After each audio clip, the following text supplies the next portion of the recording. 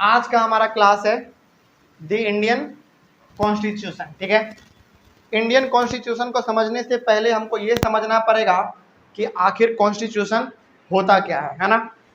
सबसे पहली बात तो ये कि कॉन्स्टिट्यूशन को, अच्छा एक और चीज, इंडियन का मतलब क्या? भारतीय, यानी कि इंडियन, जो हम लोग हैं इंडियन, है ना। कॉन्स्टिट्यूशन का मतलब होता है संविधान, है ना। समझते हैं कि इसका मतलब क्या हुआ। कॉन्स्टिट्यूशन को समझने से पहले एक एग्जाम्पल लेंगे, उसके बाद हम लोग समझ पाएंगे बेटर तरीके से कि आखिर कॉन्स्टिट्यूशन होता क्या है। एग्जाम्पल लेते हैं हम लोग एक फुटबॉल गेम का। ठीक है, फुटबॉल गेम में ये एक नियम होता है कि यदि आप फुटबॉल को हाथ से टच करेंगे तो वहां पे फॉल्ट माना जाएगा, यानी कि गलत माना जाएगा। कोई दिक्कत नहीं। मतलब ये कि यदि आप फुटबॉल खेल रहे हैं तो केवल और केवल अपने फुट यानी कि पैर से ही आप उसको टच कर सकते हैं, आप हाथ से टच नहीं कर सकते। ये नियम उसमें बना हुआ रहता है। तो ये नियम बनाया कौन? कोई ना कोई आदमी बनाया होगा, और ये नियम के अनुसार ही कोई भी इंसान हाथ से उसको टच नहीं कर सकता है। यानी कि यदि खेलना है फुटबॉल तो आपको पैर से ही टच करना पड़ेगा, ये एक नियम बना हुआ है। दूसरा एग्जाम्पल लेते हैं हम लोग अपने फैमिली का, है ना। हम लोग अपने फैमिली में यानी कि हम क्या, जैसे फॉर एग्जाम्पल आज घर में क्या बनेगा, है ना। घर में आज क्या आएगा, है ना।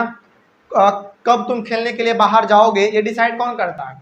हमारे मदर या फिर फादर। मतलब ये कि घर में कोई एक ऐसा इंसान है जो कि डिसीजन ले रहा है कि तुम क्या करोगे क्या नहीं करोगे, है ना। अब सवाल ये है कि हमारे कंट्री में ये डिसीजन कौन लेगा, हमको ये कौन बताएगा? अपने इंडिया के, मतलब इंडिया में कौन बताएगा कि आप क्या कर सकते हैं क्या नहीं कर सकते हैं? कौन बताएगा कि आप कैसे कपड़े पहन सकते हैं? कौन बताएगा कि आप क्या खाना खा सकते हैं? कौन बताएगा कि यदि आप गाड़ी चला रहे हैं और यदि आपके पास ड्राइविंग लाइसेंस नहीं है तो आपके ऊपर जुर्माना हो सकता है? ये हमको कौन बताएगा, है ना। हमको कौन बताएगा कि आज हर कोई समाज में क्या है, बराबर है? ये कौन बताएगा? तो ये हमको बताएगा कॉन्स्टिट्यूशन, यानी कि संविधान। कोई दिक्कत नहीं, बात समझ में आ गया। अब जैसे एग्जाम्पल लेते हैं हम लोग फिर से स्कूल का। जैसे एक स्कूल में क्या रूल्स एंड रेगुलेशंस लागू होंगे, ये कौन डिसाइड करता है? प्रिंसिपल करते हैं, है ना। मतलब कि प्रिंसिपल एक ऐसा इंसान है जो कि पूरा का पूरा स्कूल को चला रहा है, पूरा अपना डिसीजन ले रहा है कि स्कूल में क्या होगा क्या नहीं होगा, कब होगा कैसे होगा, है ना। उसी प्रकार से ये एक संविधान है, एक कॉन्स्टिट्यूशन है जो कि हमें ये बताता है कि कंट्री को किस प्रकार से चलाना है, कंट्री को किस प्रकार से चलाना है। अब फिर से सवाल हो सकता है कि क्या कॉन्स्टिट्यूशन कोई आदमी है क्या? नहीं, कॉन्स्टिट्यूशन एक बुक है। क्या है? एक बुक है। फॉर एग्जाम्पल जैसे ये हमारा सिविक्स का एनसीईआरटी क्लास 8 का बुक है ना, कोई दिक्कत नहीं। तो इस बुक में जो कुछ लिखा हुआ है वो हमको पढ़ना पड़ता है ना। तो कॉन्स्टिट्यूशन भी क्या है? हमारा एक बुक है जिसमें कि हमारे राइट्स को लिखे हुए हैं, हम क्या कर सकते हैं क्या नहीं कर सकते हैं, कौन सा लैंग्वेज बोल सकते हैं, कौन से कपड़े पहन सकते हैं, कहाँ घूमने जा सकते हैं, क्या खा सकते हैं। यदि आप हेलमेट पहनकर नहीं चलाएंगे गाड़ी बाइक तो आपके ऊपर जुर्माना कितना लगेगा। ये सारा का सारा कुछ इस बुक में यानी कि कॉन्स्टिट्यूशन में लिखा हुआ है। कोई दिक्कत नहीं, बात समझ में आ रहा है। अब कंट्री में जो कुछ भी हो सकता है, जो कुछ भी हो सकता है वो सारा का सारा कहाँ पे लिखा हुआ रहेगा? हमारे कॉन्स्टिट्यूशन में। और कॉन्स्टिट्यूशन हमारा क्या है? एक मेनली एक बुक है। कोई दिक्कत नहीं। जो ये बुक हमको बताता है कि आप क्या कर सकते हैं, आपका बेसिक राइट क्या है, आप कहाँ घूम सकते हैं, आप क्या लैंग्वेज बोल सकते हैं, आप कहाँ पे पूजा कर सकते हैं, आप किस धर्म को अपना सकते हैं, ये सारा का सारा चीज हमको बताता है कौन? एक बुक बताता है। कोई दिक्कत नहीं, बात समझ में आ गया। अब यहाँ पे कोई डाउट नहीं। तो अब फिर से सवाल है कि आखिर ये कॉन्स्टिट्यूशन बुक है तो क्या इसमें कुछ लिखा हुआ होगा क्या? बिल्कुल लिखा हुआ होगा। क्योंकि एक बुक है तो इसमें कुछ ना कुछ एक रिटन रूप में होगा, कुछ ना कुछ लिखा हुआ होगा। कोई दिक्कत नहीं। तो कॉन्स्टिट्यूशन जो हमारा है वो एक रिटन डॉक्यूमेंट है,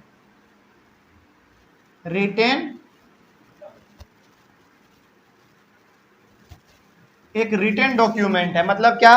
एक बुक है जिसमें कि सारा कुछ लिखा हुआ है कि हम क्या कर सकते हैं क्या नहीं कर सकते हैं, हमारा मतलब बेसिक राइट किस प्रकार से कंट्री को चलाना है, ये सारा कुछ उस कॉन्स्टिट्यूशन वाले यानी कि बुक में लिखा हुआ है, कोई दिक्कत नहीं। तो कॉन्स्टिट्यूशन हमारा क्या है, एक रिटन डॉक्यूमेंट है जो हमें बताता है हमारे रूल्स एंड रेगुलेशंस के बारे में, हमारे नियम और कानून के बारे में, हमारे कंट्री को किस प्रकार से चलाना है, इन सारे चीज़ों को हमको बताता कौन है, कॉन्स्टिट्यूशन बताता है, कोई दिक्कत नहीं। अब अपने दिमाग से ये डर निकाल दो कि कॉन्स्टिट्यूशन कुछ हार्ड है, कुछ नहीं हार्ड है। क्या समझना है कॉन्स्टिट्यूशन, जब भी कॉन्स्टिट्यूशन वर्ड का जिक्र हो क्या समझना है, अच्छा एक बुक होगा जिसमें कि पूरा का पूरा रूल्स एंड रेगुलेशंस, राइट्स, ये सारे कुछ लिखे हुए होंगे, बस वही तो हमारा एक बुक है। किस प्रकार से कंट्री को चलाना है वो सारा का सारा उसमें चीज लिखा रहेगा, वही एक हमारा क्या है, सिंपल एक रिटन डॉक्यूमेंट है, कोई दिक्कत नहीं। आगे रिटन डॉक्यूमेंट है तो इसमें कोई क्या लिखा हुआ रहेगा, कुछ ना कुछ रूल्स एंड रेगुलेशंस लिखा हुआ रहेगा, है ना। तो रूल्स एंड रेगुलेशंस इसमें लिखे रहेंगे, हम क्या कर सकते हैं क्या नहीं कर सकते हैं, ये सारा कुछ हमको लिखा हुआ रहेगा हमारे कॉन्स्टिट्यूशन यानी कि बुक में, कोई दिक्कत नहीं। अब सवाल ये है कि चूंकि ये एक बुक है, जैसे ये एक बुक है तो इस बुक को कोई ना कोई तो लिखा होगा, है ना। तो सवाल ये है कि संविधान को लिखा किसने, इस संविधान को यानी कि कॉन्स्टिट्यूशन को लिखा किसने, तो वो लिखे डॉक्टर भीमराव अंबेडकर। किन्होंने लिखा, डॉक्टर भीमराव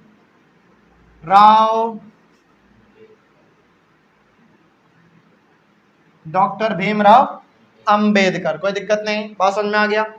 इसको हम लोग कभी कभी प्यार से इनको हम लोग प्यार से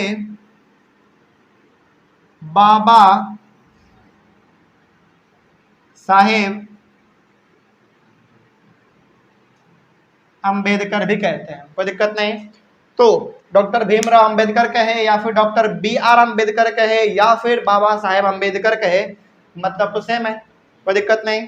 तो डॉक्टर भीमराव अंबेडकर यानी कि बाबा साहेब अंबेडकर ऐसे इंसान थे इंडिया में जिन्होंने कि भारत के संविधान को लिखा, यानी कि भारत के एक ऐसे बुक को लिख दिया उन्होंने जो कि ये बताता है हमारे अपने बेसिक राइट को, कोई दिक्कत नहीं, बात समझ में आ रहा है, कोई दिक्कत इसमें कोई भी समस्या, बात समझ में आ रहा है।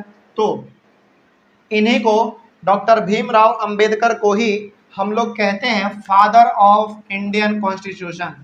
किसको कहते हैं, फादर ऑफ इंडियन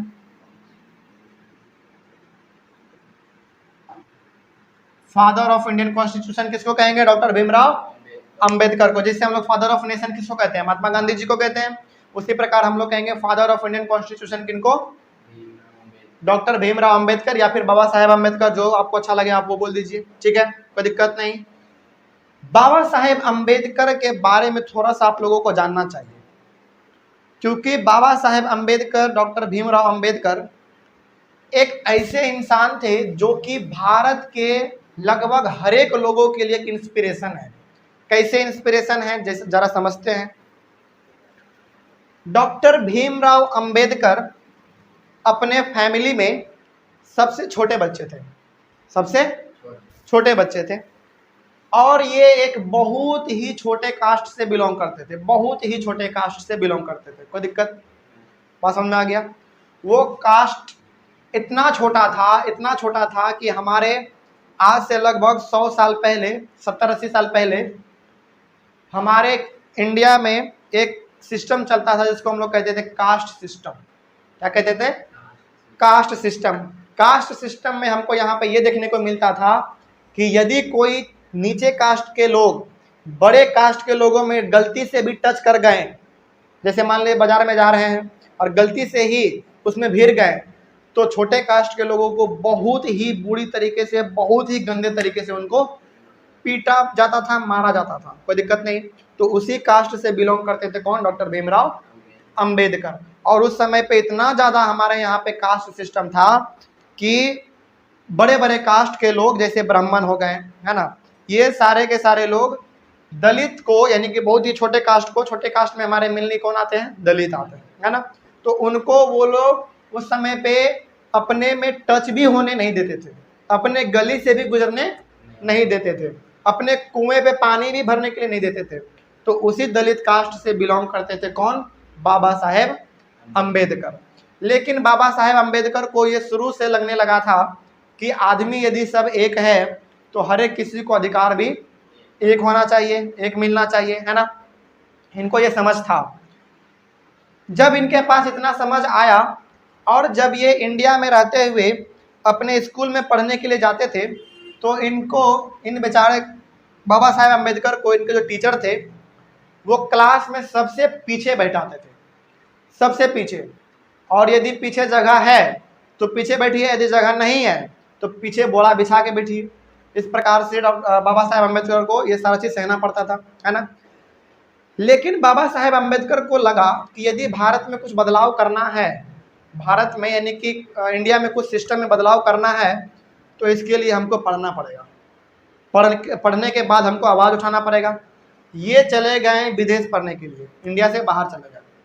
इंडिया से जब ये बाहर गए पढ़ने के लिए, और ये भारत के पहले ऐसे इंसान बने जिन्होंने कि पीएचडी करा।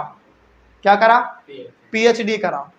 और पीएचडी जो इंसान कर लेता है उसके नाम के आगे ऑटोमेटिक क्या लग जाता है, डॉक्टर। इसीलिए आपको यहाँ पे एक चीज दिख रहा होगा, डॉक्टर भीमराव अंबेडकर।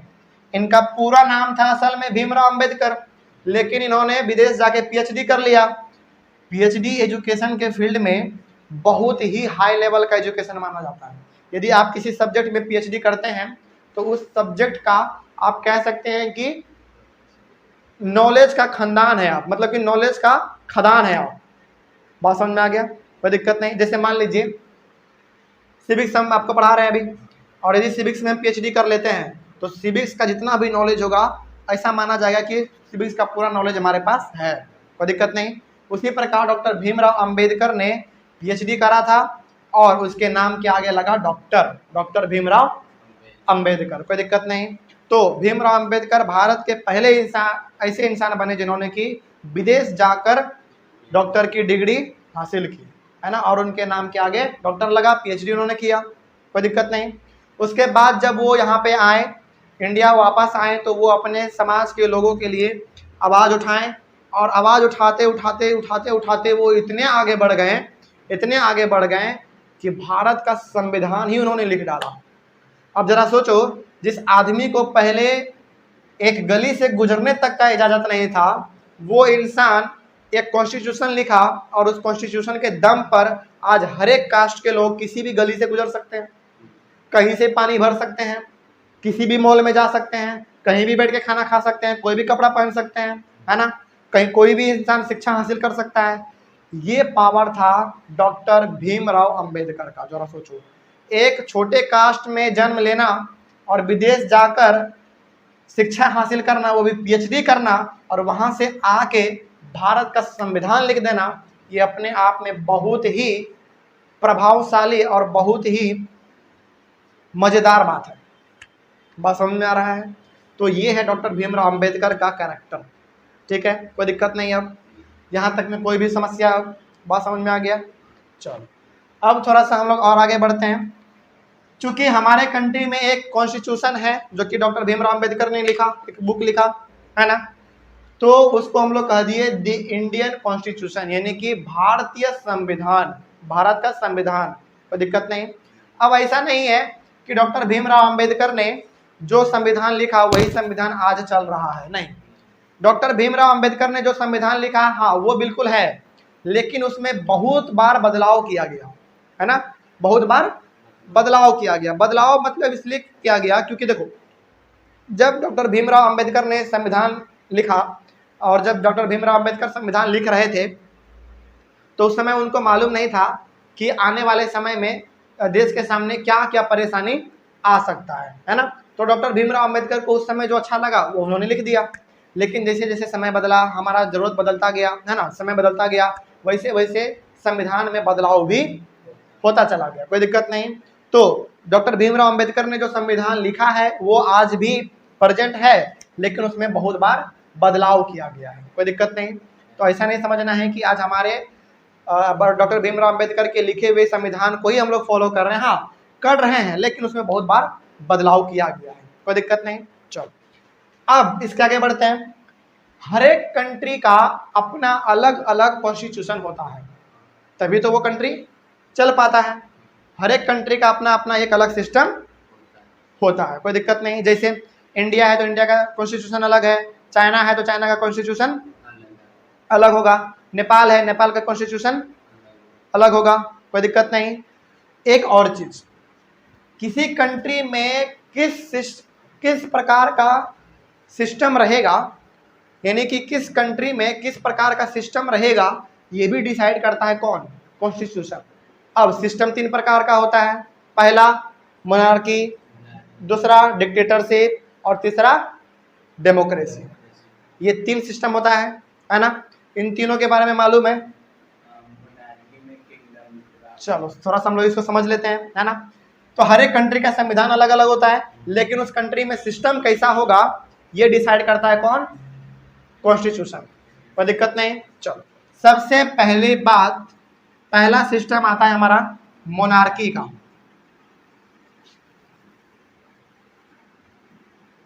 मोनार्की क्या होता है? एक ऐसा कंट्री जहां पे कि राजा का बेटा ही राजा बनेगा, उस सिस्टम को हम लोग कहते हैं मोनार्की। अच्छा सुपर 30 का डायलॉग बहुत अच्छा है, बहुत फेमस है, मालूम है? उसमें ऋतिक रोशन कहते हैं कि राजा का बेटा राजा नहीं बनेगा, जो हकदार होगा वही बनेगा।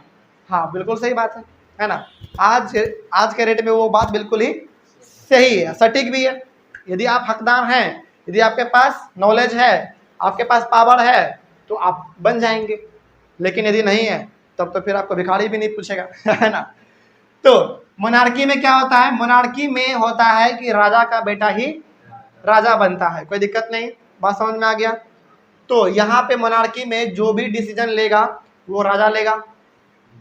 राजा के मन में कुछ भी आ गया वो नियम लागू तुरंत कर देगा। मान लो राजा रात में सोया हुआ था, उसको सपना आया कि जो भी महिला यहाँ पे घर से बाहर निकलेगी उसके सर को धड़ से अलग कर दिया जाएगा। राजा के रात में ये सपना आया मन में, और वो सुबह उठ के अपने लोगों से कह दिया, अपने बड़े बड़े लीडर से कह दिया कि देखो आज से ये सिस्टम रहेगा कि जो भी महिला घर से बाहर निकली उसका धड़ अलग कर दो। तो मतलब हम कहना ये चाह रहे हैं कि मोनार्की जिस कंट्री में है उस कंट्री में राजा का बेटा ही राजा बनता है, पहली बात तो ये। और राजा के मन में जो भी आएगा और वो डिसीजन वो तुरंत लागू करवा सकता है, कोई दिक्कत नहीं, बात समझ में आ गया। उसके बाद हमारा दूसरा फॉर्म होता है डिक्टेटरशिप का।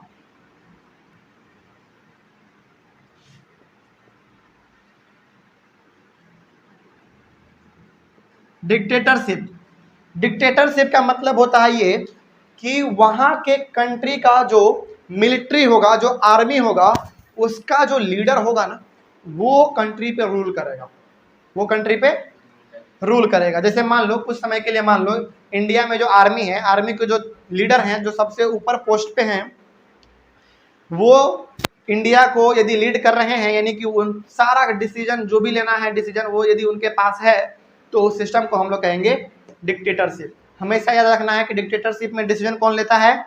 मिलिट्री का हेड यानी कि लीडर, कोई दिक्कत नहीं। और इसमें किंग वाला सिस्टम चलता है, राजा वाला सिस्टम चलता है मोनार्की में, लेकिन इसमें सिस्टम चलता है किसका? मिलिट्री वाला। मिलिट्री का जो हेड होगा उसी का सिस्टम यहाँ पे चलेगा, वो जो डिसीजन लेगा वो यहाँ पे चलेगा। और तीसरा हमारा है डेमोक्रेसी।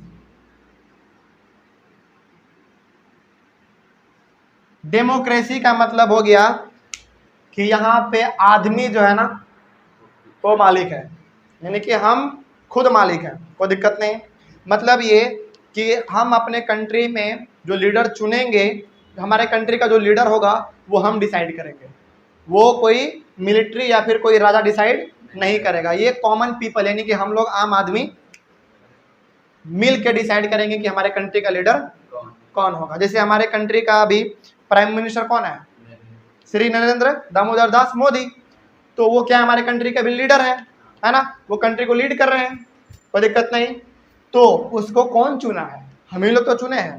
तो डेमोक्रेसी का सबसे बड़ा बेनिफिट ये है कि इसमें हम अपने लीडर को अपने से चुनते हैं। मिलिट्री वाले में या फिर डिक्टेटरशिप या फिर मोनार्की में हम अपने लीडर को अपने से नहीं चुन सकते हैं, जो उसको मन में आएगा वो वही करेगा, कोई दिक्कत नहीं। बात समझ में आ गया। तो किस कंट्री में मोनार्की होगा, डिक्टेटरशिप होगा, डेमोक्रेसी होगा, ये डिसाइड कौन करता है, कॉन्स्टिट्यूशन डिसाइड करता है। तो हमारे कॉन्स्टिट्यूशन में क्या लिखा हुआ है, डेमोक्रेसी लिखा हुआ है। इसीलिए आज हमारे कंट्री में हम अपने लीडर को खुद चुनते हैं, कोई दिक्कत नहीं। बात समझ में आ गया, यहाँ तक में कोई भी समस्या? तो क्या हम लोग इस प्रकार से कह सकते हैं कि हर एक कंट्री का कॉन्स्टिट्यूशन अलग अलग है, और हर एक कंट्री का कॉन्स्टिट्यूशन अलग अलग होने के साथ साथ वहाँ का जो सिस्टम होगा वो भी अलग होगा, कोई दिक्कत नहीं। बात समझ में आ गया। तो ये जो यहाँ पे है डेमोक्रेसी, इसमें मालिक कौन होता है, पीपल, कॉमन पीपल जो है, यानी कि हम लोग आम आदमी। आम आदमी हम लोग जब पढ़ते थे ना तो आम आदमी का डेफिनेशन देते थे मैंगो पीपल। आम का मतलब हो गया मैंगो और पीपल का मतलब हो गया आदमी। आम आदमी का मतलब मैंगो पीपल, है ना। तो आम आदमी यानी कि डेमोक्रेसी में हम लोग डिसाइड करते हैं कि कौन राजा कौन हमारा लीडर बनेगा, कोई दिक्कत नहीं। हाँ, डेमोक्रेसी में एक और सबसे बड़ा बेनिफिट ये है कि यदि हमारा लीडर कुछ गलत कर रहा है तो हम उसको डांट फटकार भी सकते हैं, हम उनसे सवाल जवाब भी पूछ सकते हैं। लेकिन यदि आप राजा से पूछिएगा तो वहीं पर आपका अलग हो जाएगा, है ना। और मिलिट्री में पूछेगा तब तो खत्म, टाई टाई बाय बाय, वो वाला सिस्टम हो जाएगा। लेकिन डेमोक्रेसी में हम अपने लीडर से सवाल जवाब कर सकते हैं, हम सामने सामने कर सकते हैं। इसीलिए आप कभी ना कभी जरूर देखे होंगे नरेंद्र मोदी जब टीवी पर आते हैं तो उनसे, हालांकि वो जल्दी सामने तो आते नहीं है, है ना, सामने वो आते नहीं है, लेकिन जब भी आते हैं तो नॉर्मल आदमी भी उनसे सवाल जवाब कर सकता है ना। मतलब ये कि डेमोक्रेसी में ये पावर है कि हम अपने लीडर से सवाल जवाब कर सकते हैं, कोई दिक्कत यहाँ तक में कोई भी समस्या? चलो, अब सवाल ये है कि हमको आखिर कॉन्स्टिट्यूशन चाहिए क्यों। आपके बुक में एक टॉपिक है, क्या टॉपिक है, why does a country need a constitution, है ना। किसी भी कंट्री को एक संविधान यानी कि कॉन्स्टिट्यूशन क्यों चाहिए, क्यों चाहिए जरा बताओ तो हमको। कंट्री को अच्छे से चलाने के लिए, कंट्री को अच्छे से चलाने के लिए पहला रीजन हो गया, ठीक है। लोग डिस्क्रिमिनेट ना हो अपने कास्ट, यानी कि भेदभाव ना हो, यानी कि सब आपस में बराबर हो, ठीक है। रूल्स एंड रेगुलेशन अच्छे से फॉलो हो जाए, ठीक है। चौथा बताओ, 3 तो हो गया, चौथा बताओ। सबको इक्वल राइट मिलना चाहिए, सबको इक्वल राइट मिलना चाहिए, और सब अपना डिसीजन खुद से ले सकता है कि वो क्या खाएगा, हाँ अपना डिसीजन ले सकता है अपने से। चलो, मोटा मोटी क्यों चाहिए हम लोग यहाँ पे लिख सकते हैं, है ना। चलो, सबसे पहला कारण हो सकता है कि किसी कंट्री को कॉन्स्टिट्यूशन क्यों चाहिए। तो पहला हो सकता है कि टू इस्टेब्लिश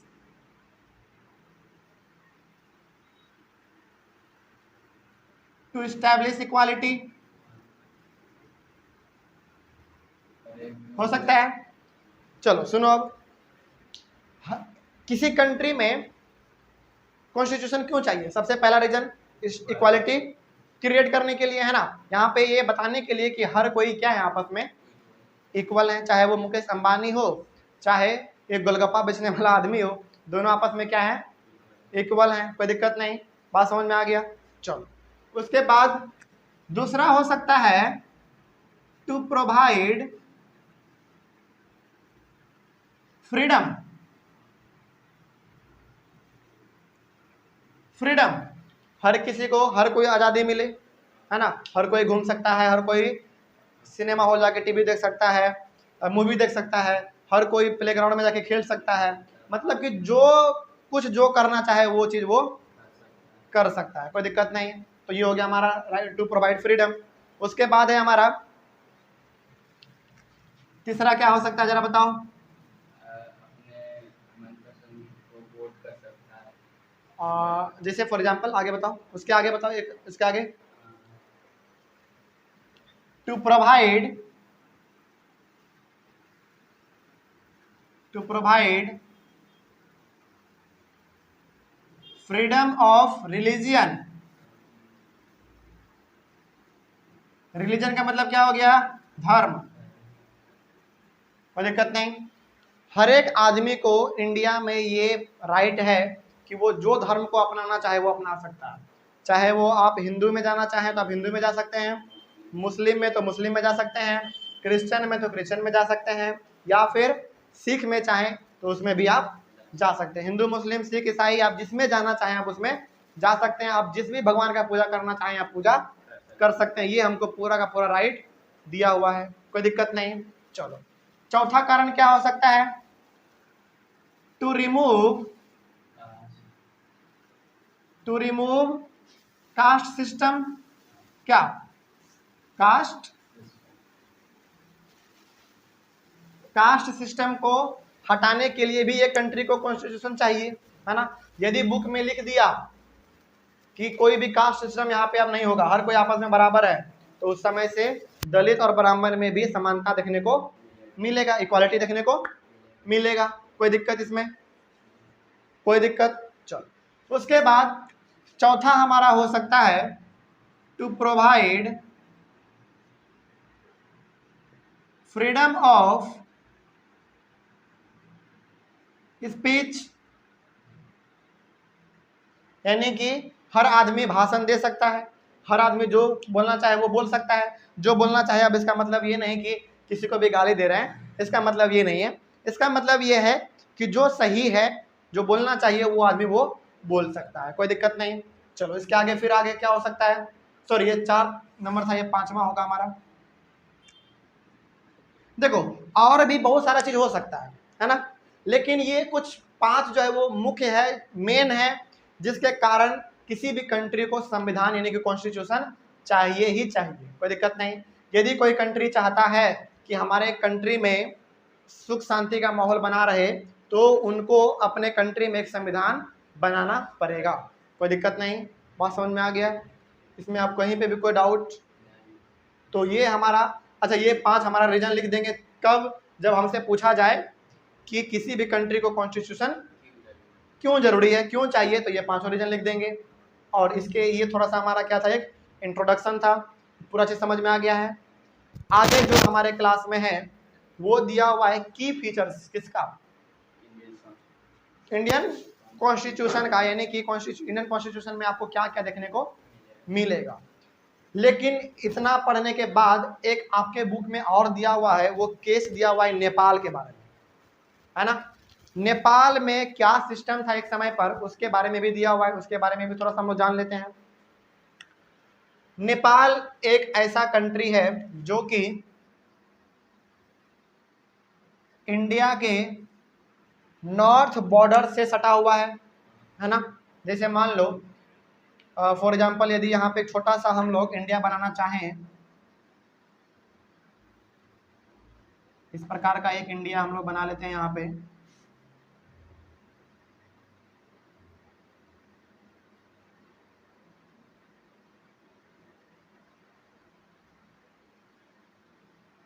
ये हमारा हो गया एक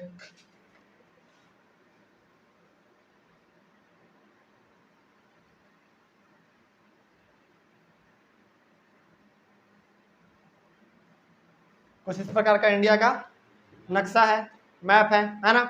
और हमारा नेपाल कहाँ पे है? इस वाले एरिया पे है ना। तो ये हमारा इंडिया का कौन सा पार्ट है? नॉर्थ वाला पार्ट है। तो नॉर्थ के बॉर्डर से जो सटा हुआ है वही हमारा नेपाल है। तो नेपाल के केस को हमको एक इसलिए पढ़ना पड़ता है क्योंकि वहाँ पे एक ऐसा सिस्टम था पहले जहाँ पे कि राजा का सिस्टम चलता था, यानी कि राजा का राजा बेटा भी बनेगा, है ना, वो सिस्टम वहाँ पे था। अब समझते हैं कि नेपाल में आखिर केस क्या था, है ना। नेपाल में, इस नेपाल में जरा ध्यान से देखना, नेपाल में 1990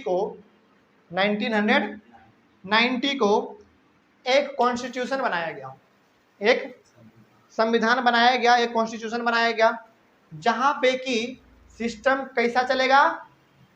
मोनार्की वाला चलेगा। ये चीज वहां पे लिखा हुआ था, ध्यान से सुनना। नेपाल का केस बता रहा है, एग्जाम में पूछता भी है कि नेपाल में 1990 में यानी कि 1990 में एक कॉन्स्टिट्यूशन बनाया गया जिसमें कि कंट्री में सिस्टम कैसा लाया गया, मोनार्की वाला, यानी कि राजा का बेटा ही राजा बनेगा।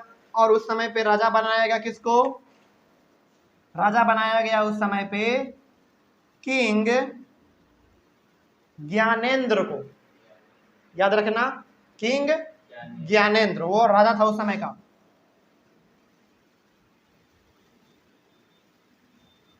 ज्ञानेंद्र को उस समय पे नेपाल का राजा बनाया गया। अब इसके मन में जो आता था वो नेपाल के कंट्री में वो करता था, मनमानी अपना ये मतलब यहाँ पे करता था, कोई दिक्कत नहीं, बात समझ में आ रहा है।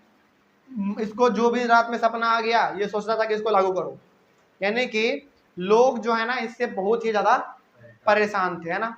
तो बहुत सारे लोगों ने, नेपाल के लोगों ने इनके खिलाफ मूवमेंट भी चालू किया, इनको बहुत बार इनके खिलाफ नारा भी लगा, है ना, ज्ञानेंद्र मुर्दाबाद, ज्ञानेंद्र मुर्दाबाद, इस प्रकार का नारा लगा। लास्टली जाकर वहाँ पे नेपाल में 2006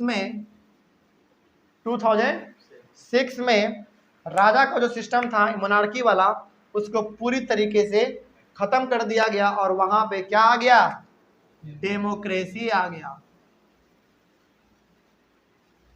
क्या आ गया, डेमोक्रेसी आ गया। कोई दिक्कत, बात समझ में आ रहा है। तो नेपाल के केस के बारे में यदि कोई पूछे तो क्या बताओगे कि 1990 में नेपाल में एक संविधान बनाया गया, कॉन्स्टिट्यूशन बनाया गया, जहाँ पे कि ये लिखा गया कि सिस्टम कंट्री में कैसा रहेगा, मोनार्की यानी कि राजा वाला सिस्टम रहेगा। तो उस समय पे राजा बनाया गया किसको, किंग ज्ञानेंद्र को बनाया गया। और इसके मन में ये जो आता था वो बेचारा करता था अपना, और इसके डिसीजन से बहुत ही ज़्यादा नेपाल के लोग परेशान रहते थे, जिनके खिलाफ बहुत बार नारा भी लगा, ज्ञानेंद्र मुर्दाबाद वाला, इस प्रकार का, है ना। और लास्टली जाके वहाँ के लोगों को सफलता मिला और 2006 में नेपाल ने डेमोक्रेसी को हासिल किया। अब डेमोक्रेसी हासिल किया तो इसका मतलब क्या हो गया, कॉन्स्टिट्यूशन नया बनेगा, है ना। कॉन्स्टिट्यूशन नया बनेगा तो वहाँ पे सारे लोगों को राइट इक्वल दिया जाएगा, है ना। डेमोक्रेसी का मतलब ही हो गया कि वहाँ पे सारे लोग इक्वल हैं, कहीं पे भी कोई भेदभाव नहीं है। बात समझ में आ गया, कोई दिक्कत। तो उस समय पे डेमोक्रेसी को हासिल, यानी कि डेमोक्रेसी वहाँ पे आ गया, कोई दिक्कत। वहाँ पे डेमोक्रेसी समय पे आया नेपाल में, और भारत में कब आया, हालांकि डेमोक्रेसी तो था, ऐसा बात नहीं है, लेकिन हम लोग ब्रिटिश के अंडर में थे। हम लोगों को आज़ादी कब मिला, 1947 में मिला, है ना, तो याद रखना है। अच्छा हाँ, एक और चीज़, अब बात हो गया है भारत का, तो एक चीज़ और बता देते हैं। भारत को अंग्रेजों से आज़ादी मिला 1947 में, और जस्ट एक साल के बाद आज़ादी मिला श्रीलंका को 1948 में। ध्यान रखना, दोनों डेट याद रखना कि 1947 में आज़ादी मिला किसको, भारत को अंग्रेजों से, और एक साल के बाद यानी कि 1948 में आज़ादी मिला श्रीलंका को, किससे, अंग्रेजों से।